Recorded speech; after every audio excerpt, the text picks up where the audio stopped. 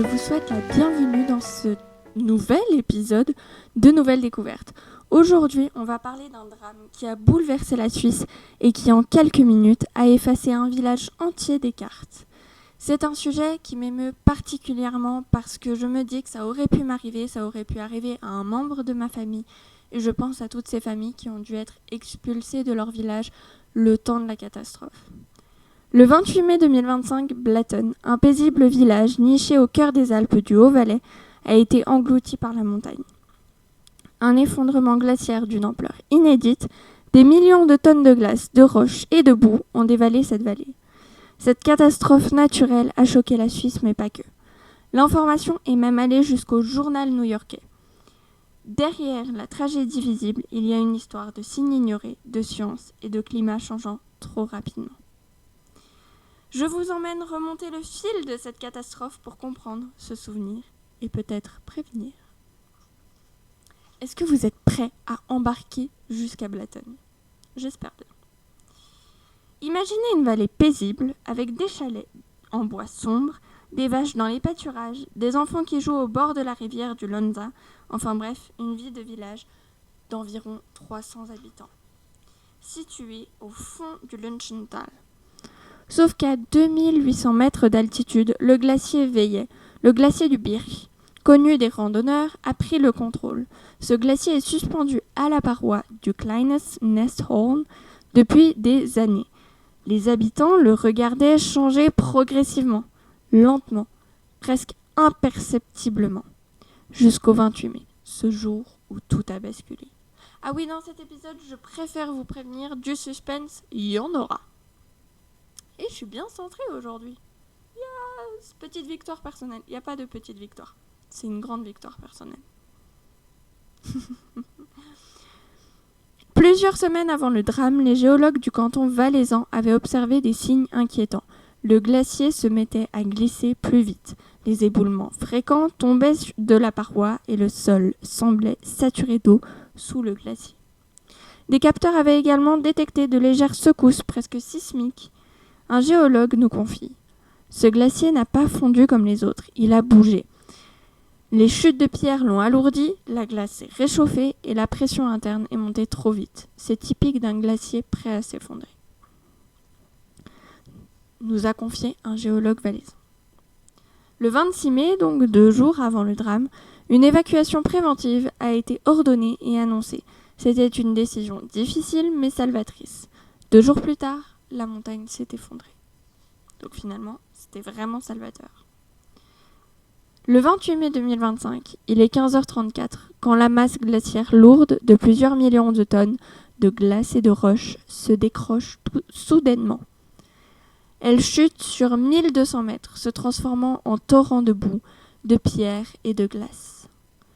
Les capteurs enregistrent les secousses, les caméras voient le drame. Blatten est englouti. Même si on était évacué, je n'oublierai jamais le bruit. C'était comme un tonnerre qui ne s'arrêtait pas. Et puis le silence après. Ce silence, plus rien ne bougeait. Voici le témoignage poignant d'une habitante de Blatten. Actuellement, la rivière du Lonza est bloquée. L'eau commence progressivement à s'accumuler, ce qui forme lentement un lac.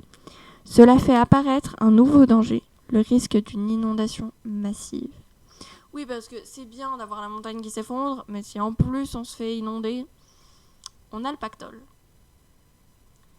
Les secours arrivent depuis Brigue et Viège, sauf que l'accès est complexe. Des routes sont détruites, les terrains instables et les communications coupées. Grâce à la prévention, il n'y aura qu'un seul disparu, un homme berger de 64 ans, qui ne voulait pas quitter ses souvenirs. Par contre, les dégâts sont immenses. Près de 90% du village est détruit.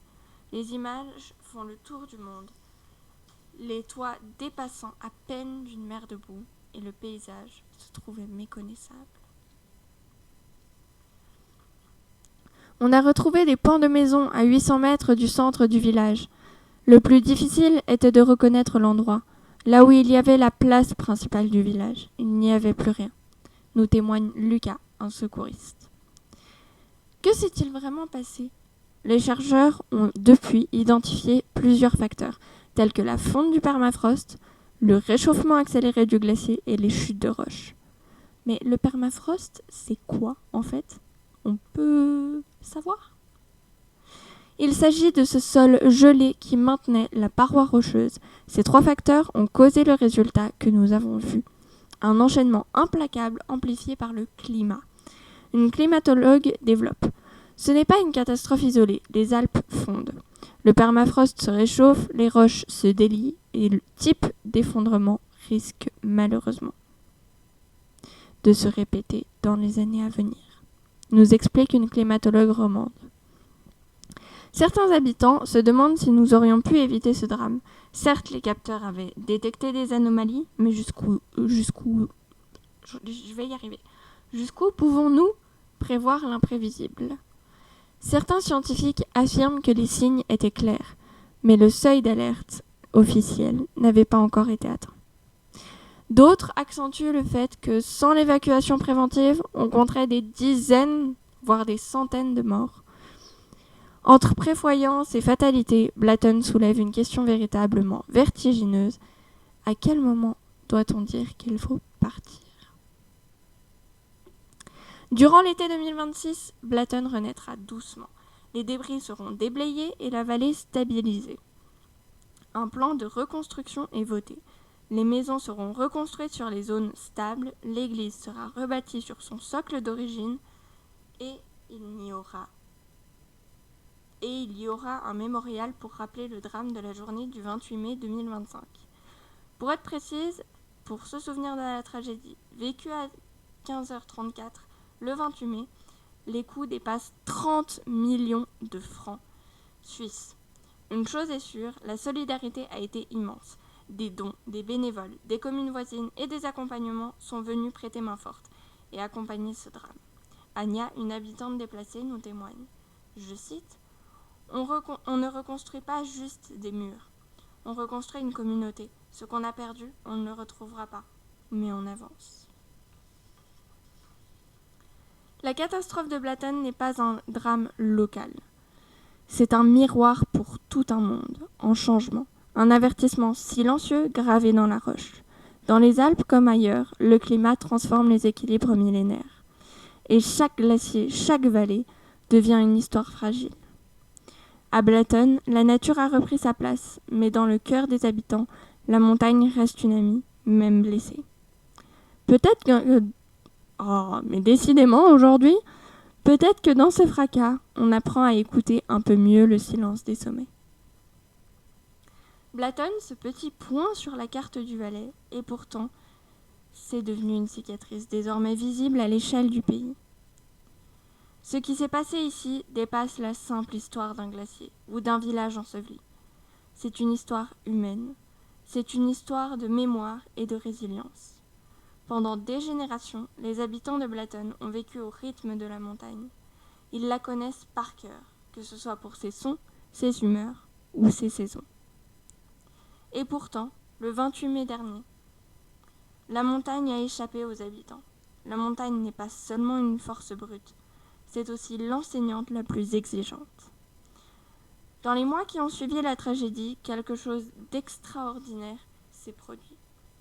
Des villages ont ouvert leurs portes. Des bénévoles sont venus des 4 coins de la Confédération pour apporter leur aide.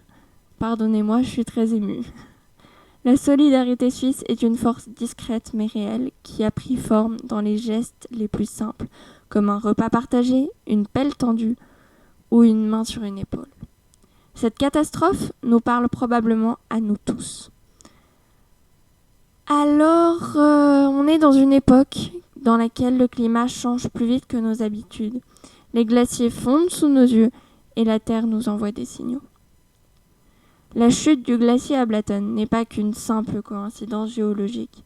C'est le reflet d'un monde en tension, d'un équilibre naturel qui se dérègle doucement, et de sociétés humaines qui apprennent à s'adapter parfois dans la douleur. Blatton restera à jamais un symbole, celui d'un monde qui change, mais aussi d'un peuple qui ne baisse pas les bras. Ce drame est un rappel que la nature n'est ni notre ennemie, ni notre servante. C'est notre miroir. Je tiens à vous remercier d'avoir écouté cet épisode de Nouvelles Découvertes, ce 8e épisode de Nouvelles Découvertes. Si cette histoire vous a touché, partagez-la. Souvenez-vous, à l'aide de ce récit, que chaque lieu, chaque montagne porte en lui une leçon, que l'on doit impérativement se mettre à écouter. J'espère que cet épisode vous a plu, vous a ému, vous a touché. Et moi, je vous retrouve jeudi prochain pour un nouvel épisode, le 9e épisode de Nouvelles Découvertes. Un épisode qui sera probablement partagé. Je ne peux pas trop vous en parler pour le moment. Mais n'hésitez pas à partager l'épisode 8 et les précédents, à nous retrouver sur YouTube et Spotify, car on est de plus en plus nombreux et ça nous fait très plaisir. Et moi, j'ai qu'une chose à vous dire. À la semaine prochaine, mes petites découvertes.